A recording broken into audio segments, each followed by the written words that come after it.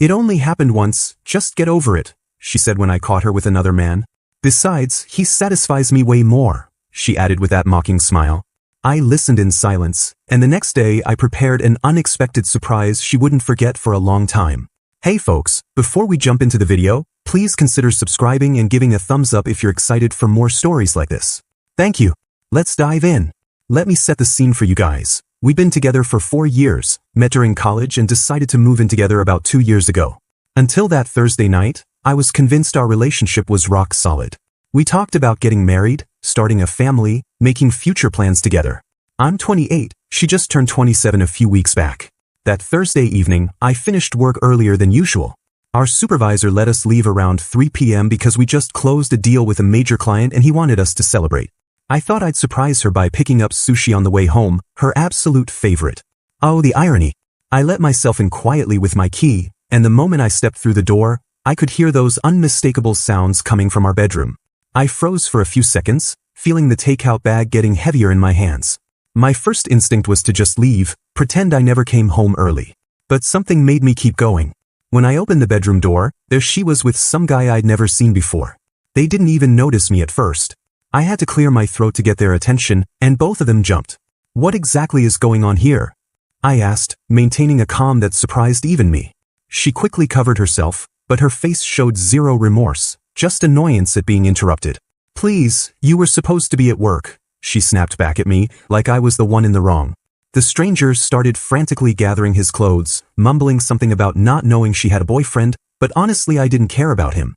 My focus was entirely on her. How long has this been going on? I asked. Just once, she said, rolling her eyes like I was being dramatic. You're always working late anyway. What did you expect me to do? You need to leave, I told the guy, who bolted out of there still buttoning his shirt. When we were alone, she tried a different approach. Look, I made a mistake, okay? It didn't mean anything. When I stayed silent, she got defensive. What now? You're just gonna stand there acting all morally superior? It's not like you're perfect either. I've never cheated on you, I said quietly. That's when I saw something shift in her eyes. If she'd shown even a hint of genuine remorse, maybe things would have ended differently. Instead, she smiled. Well, for your information, he satisfies me way more than you do. I just nodded, turned around and walked out. I grabbed my laptop, wallet, and car keys. As I headed for the door, she followed me. You're just leaving? Aren't you going to fight about this? I didn't say a word, just left and drove to my buddy's place. I turned off my phone and spent the whole night staring at the ceiling, feeling completely numb. The next morning, I woke up with unusual clarity. I knew exactly what I had to do.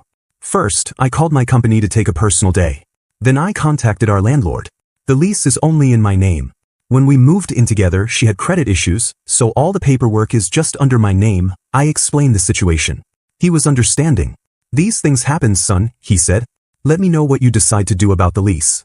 Next, I contacted all the utility companies and internet provider, everything was in my name, and arranged to have all services disconnected that same day.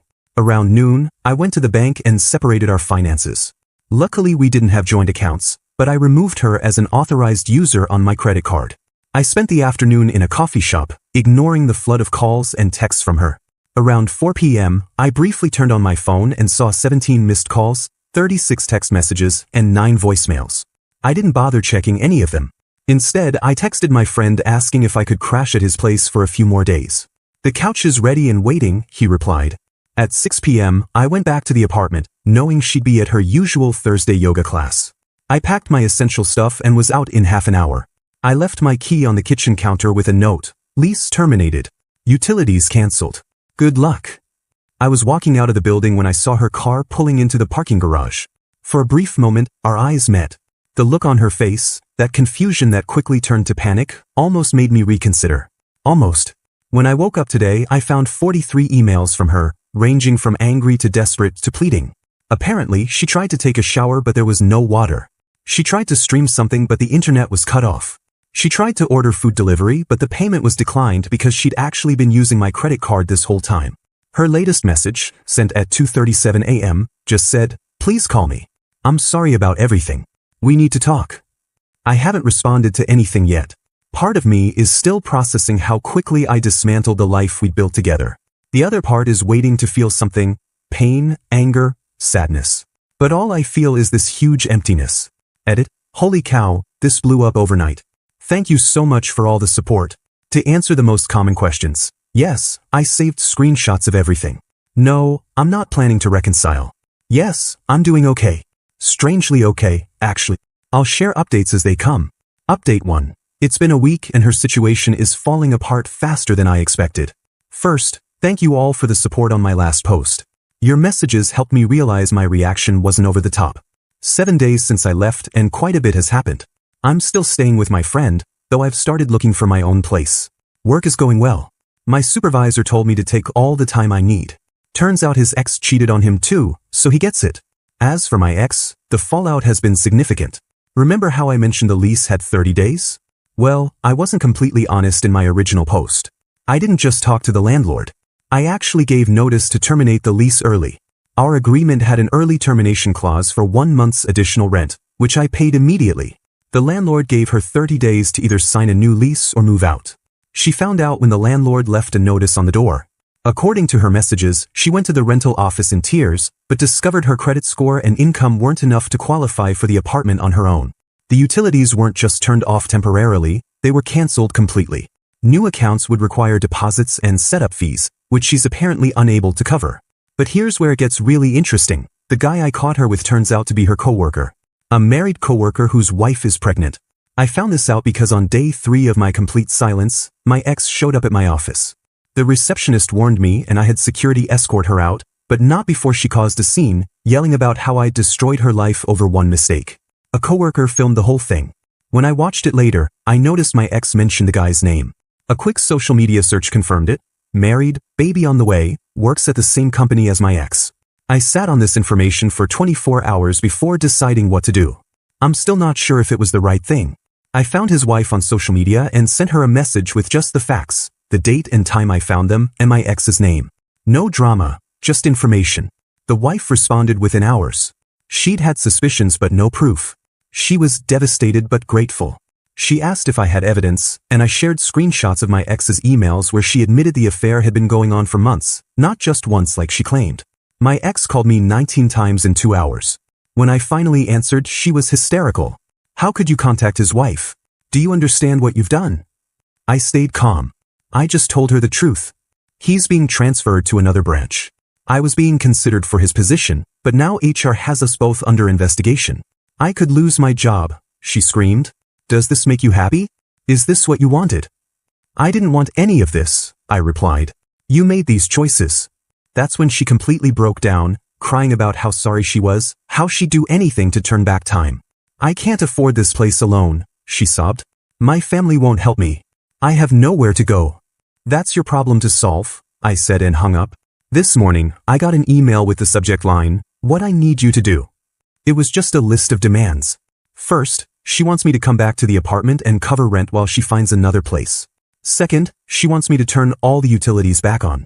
Third, she demands I give her access to my credit card again. Fourth, she insists I contact the guy's wife and tell her it was all a misunderstanding. Fifth, she wants me to talk to her supervisor and explain that she just made one mistake. I haven't responded. I'm not going to. My friend thinks I'm being too cold, that I should at least help her find another place to live. Maybe he's right, but every time I consider it, I remember her smile when she said, besides, he satisfies me way more than you do. Some wounds are too deep for compassion. Edit. Wow, thank you all for the support. To clarify a few things, no, I'm not helping her financially or in any other way. Yes, I have all the documentation saved. No, I don't feel guilty about telling the guy's wife. Update 2. I got my own place while she's dealing with the consequences of her choices. It's been about 2 weeks since my last post, and things have settled into a strange new normal. Starting with the good news, I found my own apartment. It's smaller than our old place, but it's in a better location, closer to work, and has a balcony where I enjoy my morning coffee. I moved in last weekend with help from my friend and a few other guys. Now, regarding the drama with my ex, quite a bit has happened. The day after I ignored her demands, she sent me a novel-length email with a different approach. Suddenly, it wasn't just her fault, I was to blame too. According to her, I worked too much, didn't appreciate her enough, didn't understand her emotional needs. The classic blame shifting. I didn't respond to that either. 2 days later, her sister contacted me. We'd always gotten along, so I took the call. She started by saying she wasn't taking sides, but then explained how my ex was struggling and asked if I could help with rent. I understand she made a serious mistake, her sister said, but don't you think cutting off all financial support is excessive? What financial support? I asked. We split expenses. The only difference now is she has to pay for her own stuff instead of using my card. Her sister went quiet. She told me you've been supporting her financially for years because her job doesn't pay well. I actually laughed. We split rent 50-50. She makes about $5,000 less than me per year. The only thing I paid for completely was the internet. Oh, her sister sounded confused. That doesn't match what she told the family. We talked more and I discovered my ex had painted herself as financially dependent on me for years. She'd even told them the apartment was too expensive for her, but that I insisted on the fancy place, when actually she was the one who wanted the luxury apartment with all the amenities. Later, her sister texted, "Sorry to bother you. I need to have a conversation with my sister." A few days later, the Real bomb dropped. Remember the married coworker? His pregnant wife didn't just confront him, she went nuclear. She contacted HR at their company with evidence of the affair, including the screenshots I'd shared with her. The company has strict policies against relationships between supervisors and subordinates, which they'd violated. Plus, they'd been using company time for their meetings, booking conference rooms for meetings that were anything but professional. Both of them were suspended with pay pending investigation. I found out because my ex showed up at my new apartment Monday night. I still don't know how she got my address. She was drunk, makeup running, pounding on my door at 11 p.m. "You destroyed my life," she was screaming. "I'm suspended from work, they'll probably fire me, and I have to be out of the apartment in 2 weeks." My neighbor came out to see what the commotion was. "You need to leave," I told her calmly. "You owe me this," she yelled, trying to push past me into my apartment. "After 4 years, you at least owe me a place to stay." "I don't owe you anything," I said, "especially after what you did." "It was just once," she insisted, then immediately contradicted herself. "Okay, it was a few times, but it didn't mean anything." I pulled out my phone and started dialing. She tried to grab it from me, but I stepped back and she stumbled. "Go home, sober up, and figure out your situation. I'm not your solution anymore." She completely deflated, all the fight went out of her. "I have nowhere to go," she whispered. "That's not my problem," I replied and closed the door. Her sister texted me the next morning, "Sorry about last night. She came to my place after leaving yours. She's staying here for now." My response was brief, "Thanks for letting me know." It's been 3 days since then. Radio silence. I ran into a mutual acquaintance yesterday who filled me in on the work situation. My ex was officially fired, same fate for her married coworker. The pregnant wife is proceeding with divorce proceedings, specifically naming my ex in the paperwork. I guess the appropriate feeling would be vindication. Her current reality, unemployed, homeless, professional reputation destroyed.